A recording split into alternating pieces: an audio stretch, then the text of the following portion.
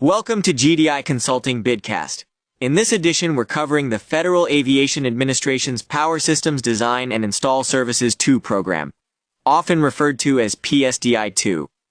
If your firm designs and installs mission-critical electrical power systems, this is a program to pay attention to. In the next few minutes, we'll walk through the key solicitation facts, what the FAA is buying, how the work is organized, and what smart contractors should be doing right now to stay ahead of the curve. Here's the quick snapshot you can use for internal coordination. The solicitation number is 6973GH26R0018. The reported value is about $631.7 million. This is a partial small business set-aside, structured as a multiple award IDIQ, under NAICS 2382, and its CONUS performance. Questions are due March 13, 2026, and Phase 1 bids are due April 3, 2026. The anticipated award timeframe is January 2027. The contract period of performance is 4 years, with 2 additional 4-year periods as options.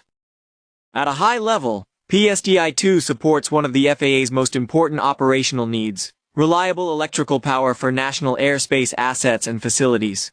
The requirement focuses on designing, installing, and supporting power systems that keep FAA facilities operating safely and continuously.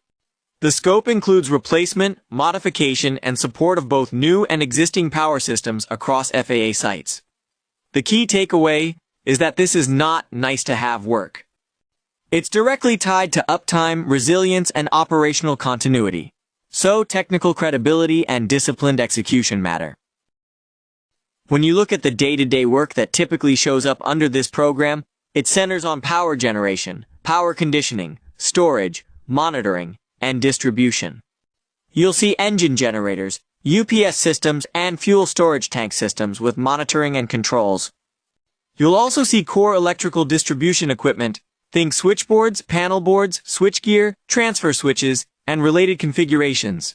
And there's meaningful fieldwork as well, including cable replacement and installation activity that can involve conduit runs, handholds, termination, and testing. Contractors should assume a mix of design, installation, and technical support across multiple site types. The work is organized into 3 categories that represent different facility types and levels of complexity. Category 1 is General NS, which typically includes smaller, often unstaffed facilities and lower complexity efforts. Category 2 covers critical power distribution and electrical line distribution, spanning sites from unstaffed locations up through towers and TRACON facilities, with more complex systems and distribution requirements. Category 3 is the ARTCC Critical Essential Power Environment, air route traffic control centers, and certain large consolidated TRACON sites, where systems are larger, more complex, and more operationally sensitive. This structure matters because it signals the range of capabilities the FAA expects across the contract. Now let's talk acquisition strategy. This is a competitive, partial, small business set-aside, multiple award IDIQ with firm fixed-price task orders. The government indicates that at least 70% of the contracts awarded will go to small business, and they intend to award a minimum of 5 contracts, and may award up to 15. The period includes a 4-year base with 2 additional option periods of 36 months each, supporting work across CONUS.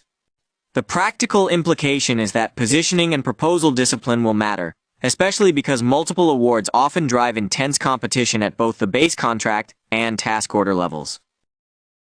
If PSDI II looks like a fit for your firm, the next step is getting organized quickly and making sure your pursuit plan matches how the work is structured. GDI Consulting can support a rapid fit check, help you shape a realistic capture plan, and then drive compliance and proposal execution with the level of rigor these FAA power system requirements demand. If you'd like to talk through your positioning and next steps, reach out to GDI Consulting directly by contacting Maron Freedy at maronfreedy@gdiconwins.com or visit gdiconwins.com. Thank you for joining this edition of GDI Consulting BidCast.